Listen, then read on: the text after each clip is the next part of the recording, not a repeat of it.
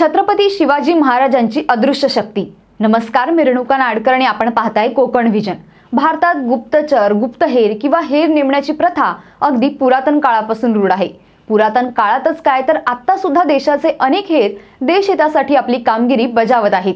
असेच किंबहुना यापेक्षा वरचढ असे हेर खाते होते ते म्हणजे स्वराज्यात। छत्रपती शिवाजी महाराजांच्या स्वराज्यात स्वराज्य स्थापन करण्यासाठी राज्याभिषेक करताना महाराजांनी अष्टप्रधान मंडळाची निर्मिती केली होती। त्यावेळी गुप्तहेर खाते देखील तयार करण्यात आले होते। मात्र या हेर खात्याबद्दल महाराज, जिजाऊ साहेब आणि काही नेमके सरदार सोडले तर संदर्भासहित कोणालाही माहीत नव्हते। हेर खात्याबद्दल राज्याच्या सदरेवर केवळ नोंद असली तरी त्याबद्दल खडानखडा माहिती महाराजांना होती। याच हेर खात्याबद्दल आता आपण जाणून घेणार आहोत।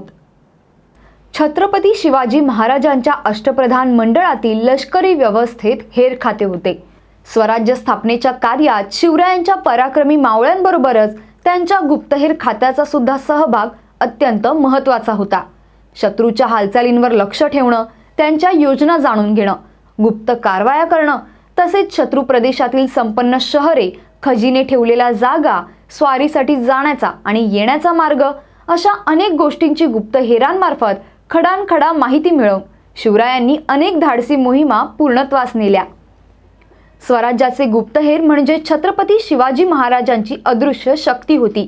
या अदृश्य शक्तीच्या आधारावर महाराजांनी अनेक मोहिमा फत्ते केल्या आणि स्वराज्याचा पाया रोवला।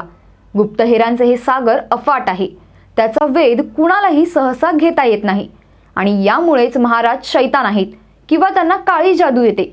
त्यांच्याकडे कोणती तरी अलौकिक शक्ती आहे असा समज मुघलशाही, आदिलशाही, कुतुबशाही अशा अनेक शत्रू सत्ताधाऱ्यांना झाला होता।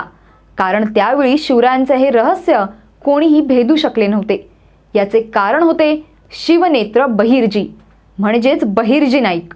महाराजांचे तिसरे नेत्र म्हणजेच ती अदृश्य शक्ती होती बहिर्जी नाईक आणि त्यांचे हेर पथक।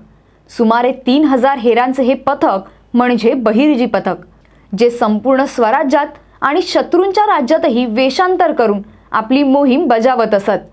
हे गुप्तहेर निवडणं, त्यांची परीक्षा घेणं, मग त्यांचं प्रशिक्षण, या सर्वांचे मार्गदर्शन करायचे ते म्हणजे बहिर्जी नाईक। बहिर्जी नाईकांपासूनच स्वराज्याच्या गुप्तहेर खात्याला सुरुवात झाली होती।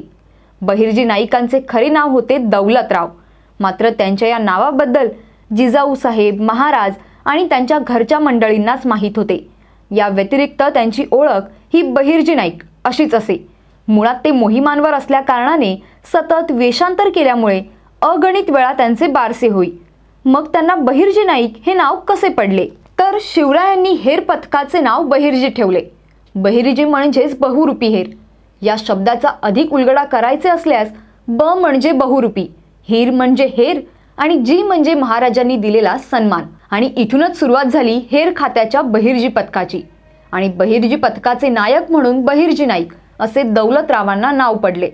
बहिर्जी पथकाची विशिष्ट अशी एक भाषा होती। नजरेच्या इशारातून, हातवाऱ्यांतून बोलता यावं म्हणून कर पल्लवी भाषेचा उपयोग केला जाईल। आणि या हेर पथकात केवळ पुरुष हेरच नाही तर स्त्री हेरांचाही समावेश होता। एकाच वेळी अनेक सैनिकांशी 2 हात करण्याची युद्ध पद्धती हेरांना ठाऊक असे, तसेच प्रशिक्षण त्यांना दिले जाई।